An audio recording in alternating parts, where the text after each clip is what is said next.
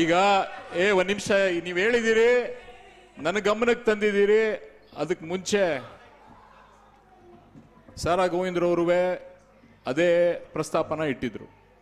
ಈ ಸಾಹಿತ್ಯ ಸಮ್ಮೇಳನ ಮುಗಿಯೋದ್ರೊಳಗಡೆ ಏನಾದರೂ ಒಂದು ನಿರ್ಣಯ ಮಾಡಿ ಹೇಳ್ಬೇಕು ಅಂತ ಅವ್ರು ಹೇಳಿದ್ರು.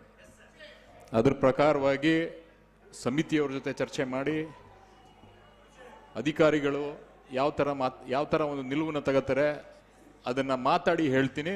ದಯವಿಟ್ಟು ಶಾಂತಿ ರೀತಿಯಿಂದ ಇರಿ, ಈ ಕಾರ್ಯಕ್ರಮ ಮುಗಿಸೋದು. ಅದು ಹೇಳಿದ್ರು.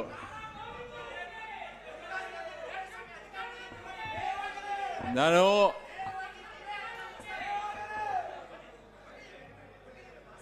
ಎಲ್ಲರೂ ದಯವಿಟ್ಟು ಕೂತ್ಕೊಳ್ಳಿ. ಈಗ ಒಂದು 10 ನಿಮಿಷದಲ್ಲಿ ಈಗೇನು ಎಲ್ಲ ಹಿರಿಯರೆಲ್ಲ ಮಾತಾಡಿದ್ದಾರೆ.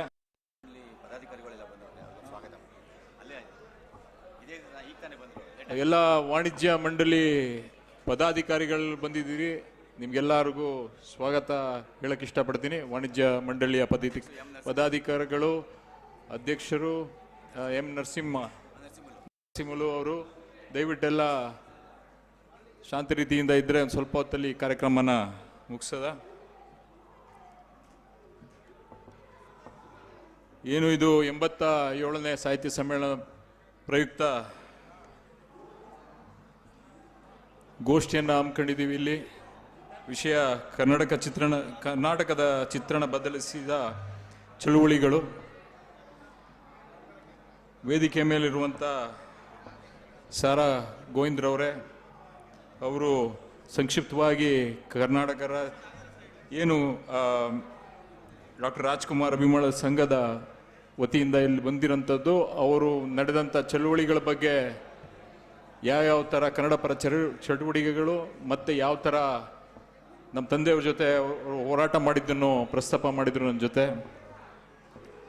ಮತ್ತು ಗೋಕಾಕ್ ಚಳುವಳಿ ಬಗ್ಗೆ ತಿಳಿಸ್ಕೊಟ್ಟಂಥ ಶ್ರೀ ಬಂಕಾಪುರ ಚೆನ್ನಬಸಪ್ಪ ಅವರೇ, ಹಾಗೆ ರೈತ ಚಳುವಳಿಗಳ ಬಗ್ಗೆ ತಿಳಿಸ್ಕೊಟ್ಟಂಥ GS ರಾಜೇಂದ್ರ ಹಸುರನಾಡವರೇ, ಹಾಗೆ ಜನಪರ ಚಳುವಳಿಗಳು ಮುಂದೇನು ಅಂತ ಶ್ರೀಮತಿ ಇಂದಿರಾ ಕೃಷ್ಣಪ್ಪ ಅವರು ತಿಳಿಸ್ಕೊಟ್ರು. ಮತ್ತು ವೇದಿಕೆ ಮೇಲಿರುವಂಥ ಎಲ್ಲ ಗಣ್ಯರೇ ಹಾಗೂ ವೇದಿಕೆ ಮುಂಭಾಗಿರುವಂಥ ಎಲ್ಲ ಕನ್ನಡ ಪ್ರೇಮಿಗಳೇ, ಸಾಹಿತಿಗಳೇ, ಮಾಧ್ಯಮ ಮಿತ್ರರೇ, ಈಗ ಹಲವಾರು ವಿಷಯಗಳ ಬಗ್ಗೆ ಗಣ್ಯರೆಲ್ಲ ಪ್ರಸ್ತಾಪ ಮಾಡಿದ್ದಾರೆ. ಯಾವ ಥರ ಕನ್ನಡನ ನಮ್ಮ ಕರ್ನಾಟಕ ಕಟ್ಟಕ್ಕೋಸ್ಕರ ಹಲವಾರು ಹೋರಾಟಗಳು, ಹಲವಾರು ಜನ ಯಾವ ಥರ ತ್ಯಾಗ ಮಾಡಿ, ಹಲವಾರು ಸಂಘಟನೆಗಳು ಯಾವ ಥರ ಒಗ್ಗೂಡಿ ಕೆಲಸ ಮಾಡಿದೆ ಅಂತ. ಅದಾದ ನಂತರ ಶ್ರೀಮತಿ ಇಂದಿರಾ ಕೃಷ್ಣಪ್ಪ ಅವರು ಕೊನೆಗೆ ನಾವು ಮುಂದೇನು ಅನ್ನೋದನ್ನು ಪ್ರಸ್ತಾಪ ಮಾಡಿದ್ರು. ಅವರು ನಾವೆಲ್ಲ ಒಗ್ಗಟ್ಟಾಗಿ ಒಂದೇ ವೇದಿಕೆಯಲ್ಲಿ ಹಲವಾರು ಹಕ್ಕುಗಳ ಬಗ್ಗೆ ಹೋರಾಟ ಮಾಡಿ ನ್ಯಾಯ ದೊರಕಿಸ್ ನಿಟ್ಟಿನಲ್ಲಿ ಕೆಲಸ ಮಾಡಬೇಕು ಅಂತ ಸಂಕ್ಷಿಪ್ತವಾಗಿ ಎಲ್ಲ ನಮ್ಮ ಹಕ್ಕುಗಳಿಗೆ ಹೋರಾಟ ಮಾಡಬೇಕು ಅಂತ ತಿಳಿಸಿದರು. ಈಗ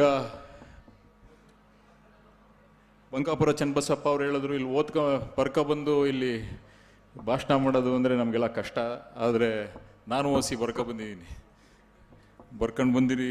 ಓದಕ್ಕೆ ಅನ್ನೋದಕ್ಕೆ ಅಂದರೆ ಎಲ್ಲ ಯಾವುದಕ್ಕೆ ಅಂತ ಹೇಳಿದ್ರೆ ಯಾವುದೇ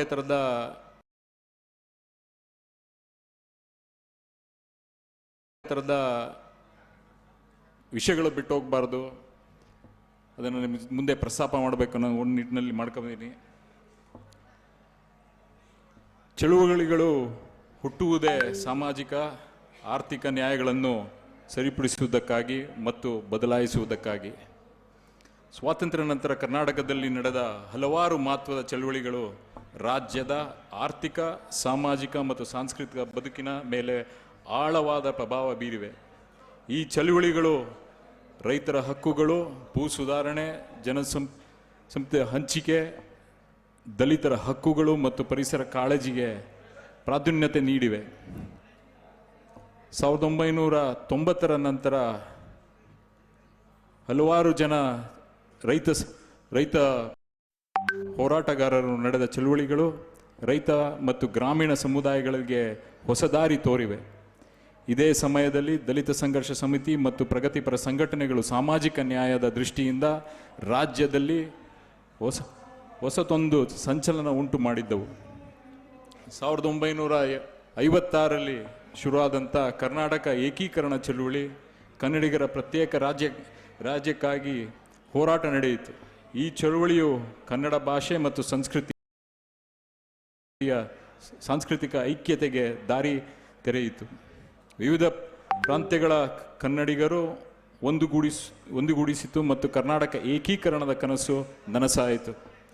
ರಾಜ್ಯದ ಹೆಸರನ್ನು ಮೈಸೂರಿನಿಂದ ಕರ್ನಾಟಕವಾಗಿ ಪರಿವರ್ತಿಸಲು ಸಹಾಯವಾಯಿತು. 1980 ಗೋಕಾಕ್ ಚಳುವಳಿಗಳ ಬಗ್ಗೆ ಆಗಲೇ ಬಂಕಾಪುರ ಚನ್ನಬಸಪ್ಪ ಅವರು ತಿಳಿಸಿದಂತೆ ಕನ್ನಡ ಭಾಷೆಯನ್ನು ಶಾಲಾ ಶಿಕ್ಷಣದಲ್ಲಿ ಕಡ್ಡಾಯ ಮಾಡಲು ನಡೆದ ಹೋರಾಟ ನಡೆಯಿತು.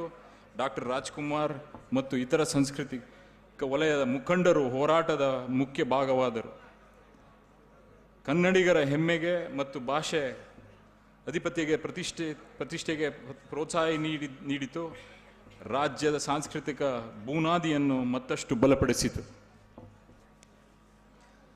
ಈಗ 1980ರಿಂದ 90ನೇ ಇಸ್ವಿ ಗಂಟ ಹಲವಾರು ಸಂಘಗಳು ಒಗ್ಗಟ್ಟಾಗಿ ದಲಿತ ಸಂಘರ್ಷ ಸಮಿತಿ ಇರ್ಬೋದು, ದಲಿತ ಸಮುದಾಯ ಭೂಸ್ವಾಧೀನ ಹಕ್ಕು, ಭೌತಿಕ ಸ್ವಾತಂತ್ರ್ಯ ಮತ್ತು ಸಾಮಾಜಿಕ ನ್ಯಾಯಕ್ಕಾಗಿ ಹೋರಾಟ ಮಾಡಿದವು. ಸಮಾಜದ ಶೋಷಿತ ವರ್ಗಗಳಿಗೆ ಸಮಾನ ಅವಕಾಶಗಳನ್ನು ಕಲ್ಪಿಸಲು ಪ್ರಬಲ ಹೋರಾಟ ನಡೆಯಿತು. ದಲಿತರ ಮೇಲೆ ಹಿಂಸಾಚಾರ ವಿರೋಧಿಸಿ ಸಮಾನತೆಯ ಘೋಷಣೆಯೊಂದಿಗೆ ಚಳುವಳಿಯನ್ನು ತಾರ್ಕಿಕ ಅಂತ್ಯಕ್ಕೆ ತಲುಪಿಸಿದರು. ಶಿಕ್ಷಣ, ಉದ್ಯೋಗ ಮತ್ತು ರಾಜಕೀಯದಲ್ಲಿ ಶೋಷಿತ ಸಮುದಾಯದ ಸ್ಥಾನವನ್ನು ಗಟ್ಟಿಯಾಗಿ ಪ್ರತಿಪಾದಿಸಿದರು. 1990 ಕಾವೇರಿ ನೀರಿನ ಹಂಚಿಕೆ ಹೋರಾಟ, ರೈತರ ನೀರಿನ ಹಕ್ಕುಗಳನ್ನು ಕಾಪಾಡಲು ಕರ್ನಾಟಕ ರೈತರು ಬೃಹತ್ ಹೋರಾಟ ನಡೆಸಿದರು. ಕರ್ನಾಟಕ ಮತ್ತು ತಮಿಳುನಾಡು ನಡುವಿನ ನೀರಿನ ವಿವಾದವನ್ನು ಹೋರಾಟದ ಮೂಲಕ ರಾಷ್ಟ್ರೀಯ ಚರ್ಚೆ ವಿಷಯವನ್ನಾಗಿ ಮಾಡಲಾಯಿತು. ನದಿಯ ನೀರಿನ ನ್ಯಾಯಯುತ ಹಂಚಿಕೆಯಾಗಿ ರೈತರು ಮತ್ತು ತಮ್ಮ ಕಷ್ಟಗಳನ್ನು ಹಾಕಿದರು. ಈಗ ಜಾಗತೀಕರಣದ ಬಗ್ಗೆ ರೈತ ಸಂಘಟನೆಗಳು ಪ್ರೊಫೆಸರ್ ನಂಜುಂಡವರ ಮರಳಿ 1990 ಇಸ್ವಿಯಲ್ಲಿ ಈ ಹೋರಾಟಗಳನ್ನು ಶುರು ಮಾಡಿದರು. ಜಾಗತಿಕ ನೀತಿಗಳು ರೈತರಿಗೆ ತೀವ್ರ ಹಾನಿ ತರುತ್ತವೆ ಎಂಬ ವಿಷಯವನ್ನು ಸಮಾಜಕ್ಕೆ ಮನನ ಮಾಡಿದರು. ವಿರುದ್ಧ ಮತ್ತು ಕಾರ್ಪೊರೇಟೀಕರಣ ವಿರುದ್ಧ ರೈತರ ಹಕ್ಕುಗಳನ್ನು ರಕ್ಷಿಸಲು ಹೋರಾಟ, ಸ್ಥಳೀಯ ಕೃಷಿಯ ಬಲವರ್ಧನೆಗೆ ಮತ್ತು ಹಳ್ಳಿಗಳ ಆರ್ಥಿಕ ಸ್ವಾವಲಂಬನೆಗೆ ಹೋರಾಟ, ಜಾಗತಿಕ ಮಟ್ಟದಲ್ಲಿ ಗ್ರಾಮೀಣ ಹೋರಾಟ ಮಾಡಿದರು. ಈಗ ನನಗೆ ಚಿಕ್ಕವನಾಗಿದ್ದಾಗ ಮೊದಲನೇದು KFC ಹೋರಾಟ ನಡೀತು. ಅದು ರಾಷ್ಟ್ರೀಯ ಒಂದು ಕಂಪನಿ ಮೊದಲನೇ ಬಂದಿದ್ದು ಆಗಿನ ಕಾಲದಲ್ಲಿ KFC ಬೆಂಗಳೂರಲ್ಲಿ, ಈ ಬ್ರಿಗೇಡ್ ರೋಡಲ್ಲಿ. ಆ ಹೋರಾಟದಲ್ಲಿ 100 ಜನ ರೈತರು ಬಂದು ಏನು ಅಂಗಡಿ ಇತ್ತು ಅದನ್ನ ನೆಲಸಮ ಮಾಡಿದ್ರು. ರೈತ ಸಂಘಟನೆ ಮುಂದಾಳತ್ವ ವಹಿಸಿತ್ತು. ಆಗಿನ ದಿನ ಇನ್ನೇ ಜಾಗತೀಕರಣ ವಿರುದ್ಧ ಯಾವ ತರ ನಮ್ಮ ಪ್ರತಿಯೊಬ್ಬರಿಗೂ ಎಲ್ಲ ಸಂಘಟನೆಗಳು ರೈತ ಸಂಘವರು ಜೊತೆಗೆ ಎಲ್ಲರೂ ಸಂಘಟನೆಗಳು ಸೇರಿ ಆ ಹೋರಾಟಗಳನ್ನ ಮಾಡಿದಂಥದ್ದು. ಈ 1990 ಮತ್ತು 2000 ಪ್ರಗತಿಪರ ಸಂಘಟನೆಗಳ ಚಳುವಳಿ, ಮಹಿಳೆಯರ ಸಬಲೀಕರಣ, ಶಿಕ್ಷಣ ಹಕ್ಕುಗಳು ಮತ್ತು ಲಿಂಗ ಸಮಾನತೆ ಪರ ಹೋರಾಟ, ರೈತ ಕಾರ್ಮಿಕರ ಹಿತಕ್ಕಾಗಿ ಸಹಾಯ ಮಾಡುವಂತ ನೀತಿಗಳನ್ನು ಪ್ರೋತ್ಸಾಹಿಸಿದರು. ಮತ್ತು ಅರಣ್ಯ ಮೂಲಭೂತ ಸೌಲಭ್ಯಗಳನ್ನು ಒದಗಿಸಲು ಹೋರಾಟ, ಗ್ರಾಮೀಣ ಅಭಿವೃದ್ಧಿ ಯೋಜನೆಗಳು ರೈತರಿಗೆ ತಲುಪಲು ಸಹಾಯ ಮಾಡಿದ್ದರು. 1990ರಲ್ಲಿ ರೈತ ಬೆಳೆ ಮತ್ತು ಸಾಲ ಮನ್ನಾ ಹೋರಾಟ, ನಂಜುಂಡಸ್ವಾಮಿ ಅವರು ರೈತರಿಗೆ ನ್ಯಾಯಯುತ ಬೆಳೆ ಸಾಲ ಮನ್ನಾ ಮತ್ತು ಸಹಾಯಧನ ಬೇಡಿಕೆ, ರೈತ ಸಂಘಟನೆ ಐಕ್ಯತೆಯನ್ನು ಮಾಡಿದರು. ಸರ್ಕಾರದ ನೀತಿಗಳನ್ನು ರೈತರಿಗೆ ಅನುಕೂಲವಾಗುವಂತೆ ಬದಲಾಯಿಸಲು ಒತ್ತಾಯಿಸಿದರು. ಕೃಷಿ ಸಮಗ್ರ ಅಭಿವೃದ್ಧಿಗೆ ಸೂಕ್ತ ಯೋಜನೆಗಳನ್ನು ಜಾರಿಗೆ ತರುವಂತೆ ಒತ್ತಾಯಿಸಲಾಯಿತು. 2000 ಕೃಷಿ ಹಳ್ಳಿ ಪರಿಸರ ಸಂರಕ್ಷಣೆಗಾಗಿ ಬಲವಾದ ಧ್ವನಿಯನ್ನು ಎತ್ತಲಾಯಿತು. ಪ್ರಾಕೃತಿಕ ಸಂಪತ್ತನ್ನು ಲೂಟಿ ಮಾಡುವುದನ್ನು ವಿರೋಧಿಸಿ ಗ್ರಾಮೀಣ ಜಾಗೃತಿ ಮೂಡಿಸಿದರು. ಹವಾಮಾನ ಬದಲಾವಣೆಗೆ ಸೂಕ್ತ ಕ್ರಮಗಳನ್ನು ಕೈಗೊಳ್ಳಲು ಸರ್ಕಾರವನ್ನು ಒತ್ತಾಯಿಸಿದರು. ಜಾಗತೀಕರಣ 1990 ನಂತರ ಜಾಗತೀಕರಣ ವಿರುದ್ಧ ಹೋರಾಟ, ಜಾಗತೀಕರಣದಿಂದ ರೈತರಿಗೆ ತೀವ್ರ ಹಾನಿ ತಡೆಯಲು ಆರ್ಥಿಕ ಹೋರಾಟ, ಸಾಮಾಜಿಕ ನ್ಯಾಯ, ರೈತರು ಮತ್ತು ಶೋಷಿತ ಸಂಘಗಳನ್ನು ಪ್ರೋತ್ಸಾಹಿಸಿ ಗ್ರಾಮೀಣ ಸಬಲೀಕರಣಕ್ಕೆ ಕೆಲಸ ಮಾಡಿದರು. ರೈತ ಮತ್ತು ಪರಿಸರ ಹಕ್ಕುಗಳನ್ನು ಸಮನ್ವಯ, ರೈತರ ಅಭಿವೃದ್ಧಿ ಮತ್ತು ಪರಿಸರ ಸಂರಕ್ಷಣೆಯ ಸಾಮರಸ್ಯ ಸಾಧಿಸಿದರು. ಸಂಘಟಿತ ಹೋರಾಟ, ರೈತರು, ಮಹಿಳೆಯರು ಮತ್ತು ಶೋಷಿತ ಸಮುದಾಯಗಳು ಒಂದಾಗಿ ಹೋರಾಡಲು ಪ್ರೇರಣೆ ನೀಡಿದರು. ಹಲವಾರು ಈ ಎಲ್ಲ ಹಲವಾರು ಸಂಘಟನೆಗಳು ಒಟ್ಟಿಗೆ ಬಂದು ಈ ಎಲ್ಲ ಇದಕ್ಕೆಲ್ಲ ಮುನ್ನುಡಿಯನ್ನು ಹಿಂದೆ ಏನು 1990ನೇ ಇಸ್ವಿಯಿಂದನೂ ಈ ಥರ ಚಟುವಟಿಕೆಗಳನ್ನು ಮಾಡ್ಕೊಂಡು ಬಂದಿರೋಂಥದ್ದು ನಿಮ್ಗೆಲ್ಲರಿಗೂ ಗೊತ್ತಿರೋಂಥ ವಿಷಯ. ಸ್ನೇಹಿತರೆ, ಮುಂದೇನು ಅನ್ನೋದು ನನಗೂ ಪ್ರಶ್ನೆ ಇದೆ. ಯಾವ ಥರ ಈಗ ಶ್ರೀಮತಿ ಇಂದಿರಾ ಕೃಷ್ಣಪ್ಪ ಅವರು ಹೇಳದಂಗೆ ಇಲ್ಲಿ ತನಕ ನಡ್ಕೊಬಂದಿರೋಂಥದ್ದು ಯಾವ ಥರ ನಮ್ಮ ರಾಜ್ಯನ ರೂಪಿಸಿದೆ ಅನ್ನೋದು ನಿಮಗೆಲ್ಲ ಗೊತ್ತಿರೋಂಥದ್ದು. ಇಲ್ಲಿ ಹಲವಾರು ಹಿರಿಯರು ಮತ್ತು ನಾನು ಸೇರಿದಂಗೆ ಇಲ್ಲಿ ಮಾತಾಡಿದ್ದೀವಿ. ನಾವೆಲ್ಲ ಪ್ರಶ್ನೆ ಮಾಡ್ಕೋಬೇಕು, ಏನು ನಮ್ಮ ಕನ್ನಡ ಯಾವ ಥರ ಉಳಿಸ್ಬೇಕು, ಅದಾದ ನಂತರ ರೈತರನ್ನ ಯಾವ ಥರ ಮೇಲೆತ್ತಬೇಕು, ದಲಿತರನ್ನ, ಮಹಿಳೆಯರಿಗೆ ಎಲ್ಲರಿಗೂ ಸಮಾನವಾಗಿ ನೋಡೋಕ್ಕೆ ಇನ್ನು ಯಾವ ಥರ ಹೋರಾಟಗಳನ್ನು ರೂಪಿಸ್ಬೇಕು. ನಾವು ದಿಟ್ಟ ಹೋರಾಟಗಳನ್ನು ಈಗಿನ ಕಾಲದಲ್ಲಿ ನೋಡೋಕ್ಕೆ ಸಾಧ್ಯ ಇಲ್ಲ. ಹಿಂದೆ 90ರ ದಶಕ ಇಲ್ಲೆಲ್ಲ ಇದ್ದೀರಿ, 80ರ ದಶಕದಲ್ಲಿ ಇದ್ದಂಥ ದಿಟ್ಟ ಹೋರಾಟಗಳು ಇವಾಗ ಬೆರಳೆಣಿಕೆ ಅಷ್ಟೆ. ಅದು ನಿಮಗೆ ಗೊತ್ತಿರೋಂಥದ್ದು. ಈ ನಿಟ್ಟಿನಲ್ಲಿ ನಾವೆಲ್ಲ ಒಗ್ಗಟ್ಟಾಗದ ನಮ್ಮ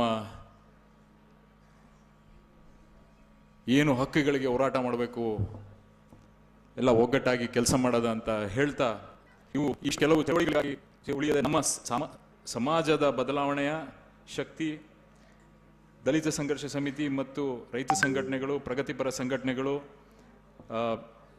ನಮಗೆ ಸಮರ್ಥ ಹಲವಾರು ನಾಯಕರಾದರು. ಇಂದಿಗೂ ಈ ಚಳುವಳಿಗಳ ಪ್ರಭಾವ ನಮ್ಮ ಪ್ರಗತಿಯ ಬೆಳಗಿಸುತ್ತಿದೆ. ನಮ್ಮ ಹಕ್ಕುಗಳಿಗಾಗಿ ಹೋರಾಡೋಣ ಮತ್ತು ಸಮಾಜದ ಶ್ರಮಿಸೋಣ. ಜೈ ಕರ್ನಾಟಕ. ಧನ್ಯವಾದಗಳು. ಮೊದಲೇ ಹಿಂದಿ ಬಗ್ಗೆ ನಿರ್ಣಯ ಮಾಡಿ ಹೇಳಬೇಕು ಅಂತ ಸುಮಾರು ಜನ ಬಂದು ಇಲ್ಲಿ ಕೇಳ್ಕೊಂಡಿದ್ದೀರಿ.